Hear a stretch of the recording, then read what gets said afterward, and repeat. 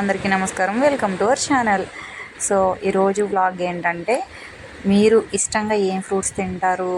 మేమైతే అన్ని రకాల ఫ్రూట్స్ తింటాం. అండ్ పిల్లలకి కివీ, డ్రాగన్ ఫ్రూట్ ఎక్కువగా పెడుతూ ఉంటాను.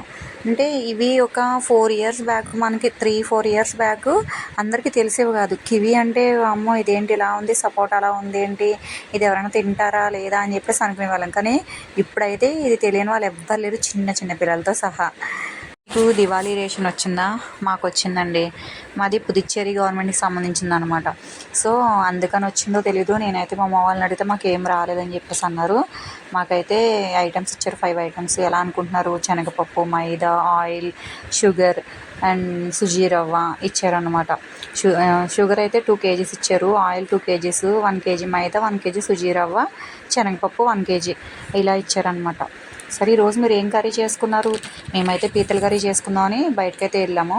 పిల్లలు అస్సలు తినరు, పీతల కర్రీ అంటే పారిపోతారు. ఇంకా బాబు చూసిన బాబోయ్ బాగుంటాడు. ఇంకా మా పాప అయితే చెప్పనవసరం లేదు, నాన్ వెజ్జే తినదు.